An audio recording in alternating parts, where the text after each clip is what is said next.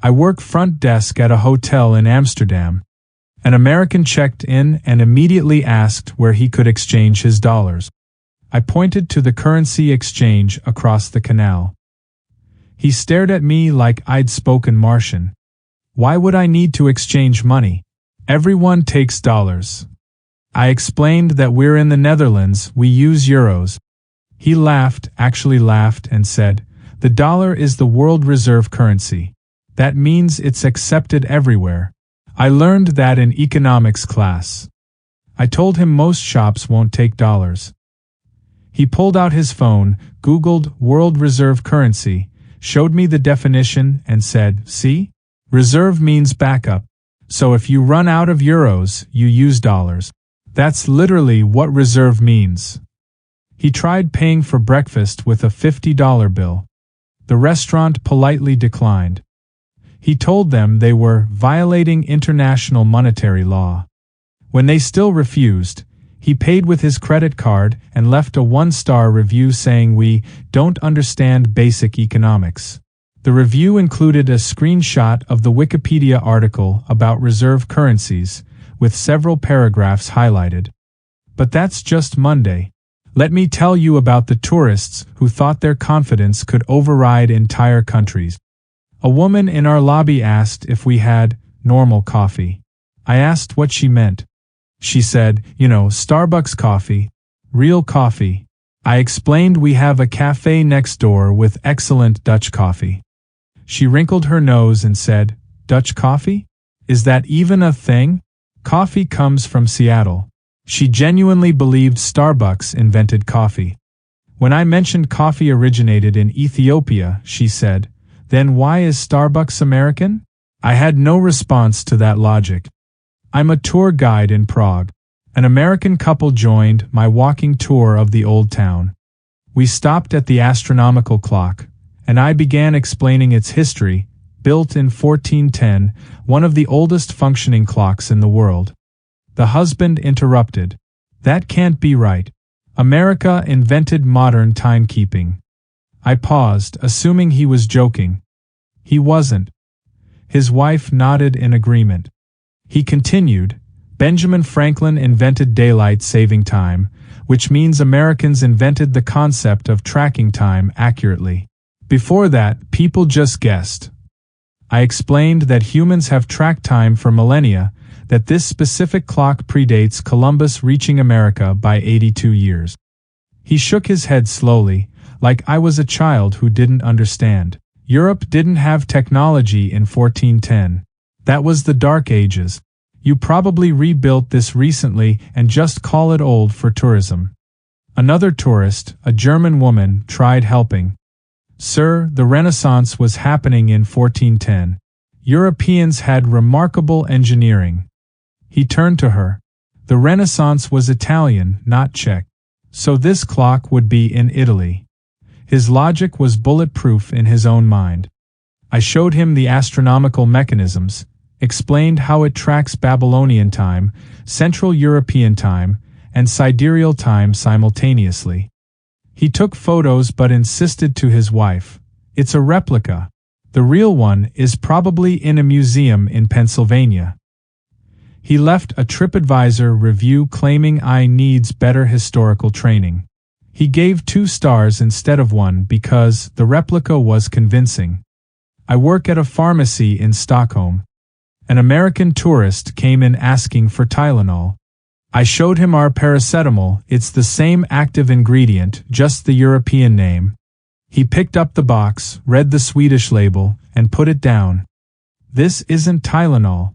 I need actual Tylenol." I explained that paracetamol and acetaminophen are identical, just different names. In Europe, we call it paracetamol. I even showed him the ingredient list in English on the back. He squinted at it. "If it's the same, why does it have a different name? That doesn't make sense. It's like calling a car something else and expecting people to know what you mean." I told him that many medications have different names in different regions. He wasn't buying it. In America, Tylenol is Tylenol. We don't rename medicines for no reason. we have the FDA, which regulates this stuff properly. I mentioned that Sweden has strict pharmaceutical regulations too. He scoffed. Sweden is tiny. Your regulations are probably just suggestions. He asked if we had a real pharmacy nearby, one that carried American brands. I explained this was a real pharmacy, fully licensed, with trained pharmacists. He looked around skeptically. Then where are all the aisles? American pharmacies have like 20 aisles. This is just a small shop. I told him European pharmacies focus on medicine, not groceries and cosmetics.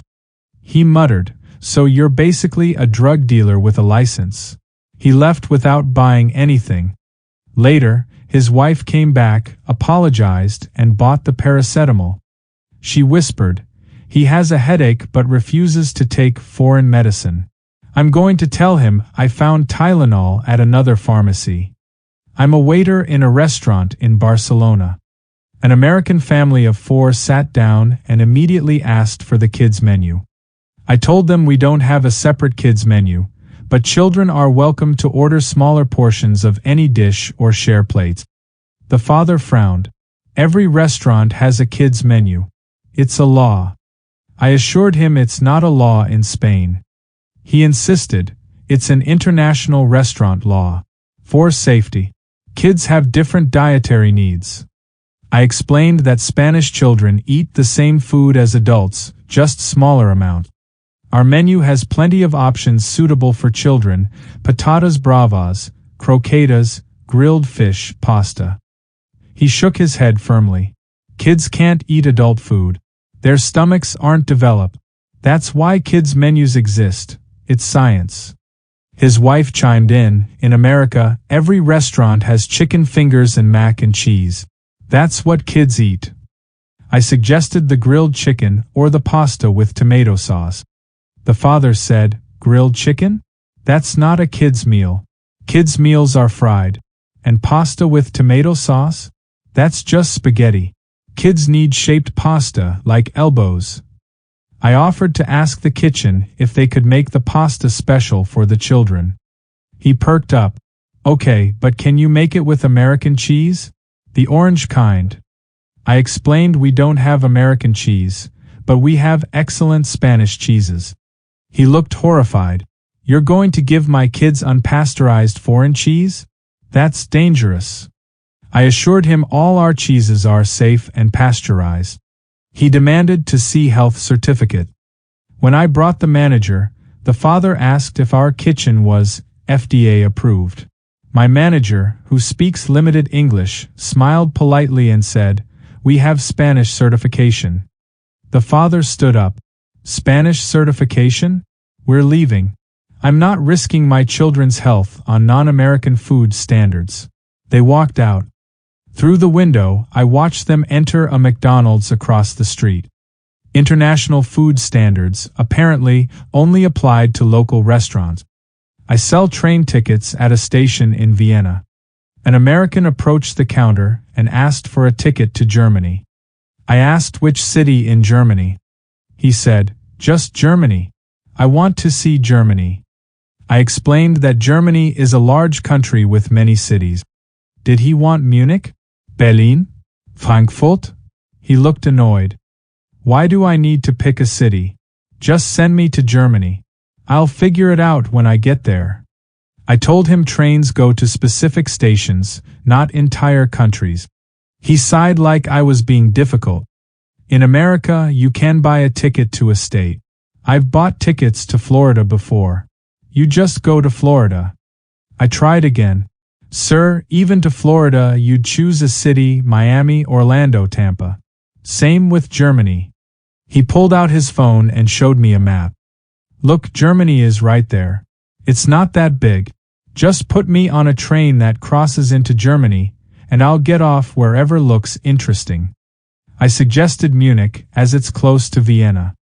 He asked, is that in Germany? I confirmed. He asked, is it the capital? I said no, Berlin is the capital. He looked confused. Then why would I go to Munich? I want to see the main Germany. I explained that Berlin is 8 hours away, while Munich is 4. He could visit Munich and still see plenty of Germany. He wasn't convinced. 4 hours? Germany is right next door. Why does it take 4 hours? I showed him the map again, pointing out the distance. He zoomed in on his phone and said, "This map says Germany is 80 kilometers away. That's like 50 miles that should take an hour max." I clarified that 80 kilometers is to the border, not to any major city. He threw his hands up. "This is ridiculous. In America, if something is next door, you can get there quickly. Your trains must be really slow." He bought a ticket to Salzburg instead because, at least Salzburg sounds German. When I told him Salzburg is in Austria, he said, "Austria, Germany, same thing. They both speak German." He left before I could explain further. I looked at my colleague. She'd heard the whole thing. We didn't say anything. We didn't need to. I manage a small museum in Copenhagen. An American tourist came in and walked straight to the desk, skipping the ticket line. He asked, "Do you take dollars?" I told him no, only Danish krone or cards. He looked frustrated. "I just came from Norway. They took my dollars there." I doubted that but said, "This is Denmark. Different country." He rolled his eyes. "Norway, Denmark, Sweden, it's all Scandinavia. You should have the same currency." I explained that while we're all Nordic countries, we have separate currencies. Norway uses krone, Sweden uses kronor, and Denmark uses krone, but they're different krone. He stared at me. "That's the dumbest system I've ever heard. Why don't you just use one currency?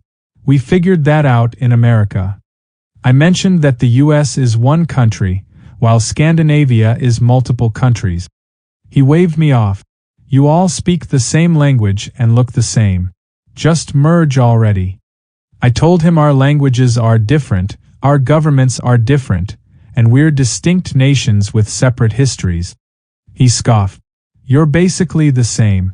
I bet if I went to Sweden right now, I couldn't tell the difference." I suggested he visit Sweden to find out. He said, "I don't have time for that. I'm doing all of Scandinavia today." He'd arrived in Copenhagen that morning and planned to do Stockholm and Oslo before dinner. When I explained that Stockholm is an 8-hour round trip and Oslo is even farther, he accused me of lying. "My map shows they're close." He held up his phone. The map was zoomed out so far that all of Scandinavia fit in one screen. "See? Right there.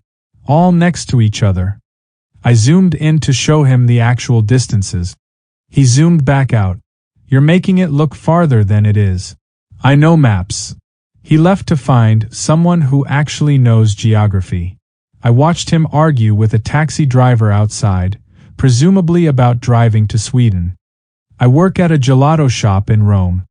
An American woman ordered a scoop of stracciatella. When I handed it to her, she looked at it suspiciously. "This isn't ice cream." I explained that gelato is Italian ice cream. She shook her head. "Ice cream is ice cream. This is something else. It's not cold enough." I told her gelato is served at a warmer temperature than American ice cream, which is traditional. She insisted, "If it's not frozen solid, it's not ice cream. This is more like mousse." I assured her it was gelato, a beloved Italian dessert. She took a tiny taste and grimaced. "It tastes weird. Ice cream shouldn't taste like this. Do you have regular ice cream?" I said this was our regular ice cream. She asked, "Do you have Häagen-Dazs or Ben & Jerry's?" I told her we make everything fresh here, traditional Italian style. She looked disappointed. "So you don't have real ice cream. You only have this gelato stuff." I explained, again, that gelato is real ice cream, just Italian. She sighed. "In America, ice cream is sweet and creamy and cold. This is none of those things." I pointed out that gelato is literally sweet, creamy, and cold. She said, "Not cold enough. And it tastes like actual chocolate, which is weird." Ice cream should taste like ice cream flavor. I asked what ice cream flavor means. She struggled to explain. You know, like ice cream, sweet, smooth, not like real ingredients. She asked for a refund. When I refused, she said, I'm reporting you to the American Embassy. You're scamming tourists. She walked out, threw the gelato in a trash can, and went into a McDonald's next door. She ordered a McFlurry. Through the window, I saw her smile for the first time. Finally, she'd found real ice cream in Italy. I work at an airport information desk in Tokyo.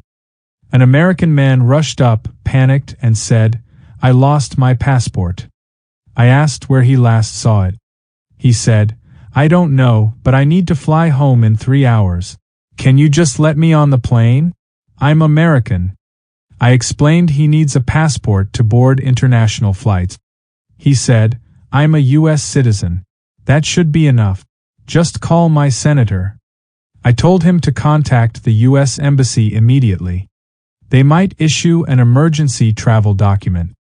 He refused. I'm not going to the embassy. That takes too long. Just verify my identity and let me through. I asked how I'd verify his identity without documents. He showed me his driver's license from Texas. See? This proves I'm American. Just scan this. I explained that a driver's license isn't valid for international travel. He got angry. In America, this is a government ID. It's official. Why wouldn't it work here? I reiterated that he needed to contact the embassy. He demanded to speak to someone American. I politely told him I could call airport police if he continued refusing to follow protocol. He finally left, muttering about how Japan doesn't understand international law. 30 minutes later, I saw him at the airline counter, yelling at staff. Security eventually escorted him away. I later learned he missed his flight and had to spend 2 days getting emergency document. He left a review online calling the Tokyo airport hostile to Americans and claiming we refused to help him. He never mentioned losing his passport in the first place. Sometimes American ego doesn't just collide with reality, it tries to deny reality exists entirely.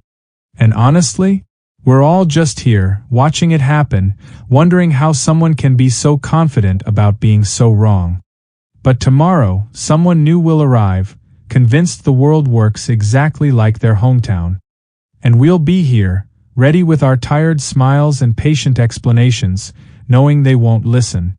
Because when you believe you're always right, every country is wrong.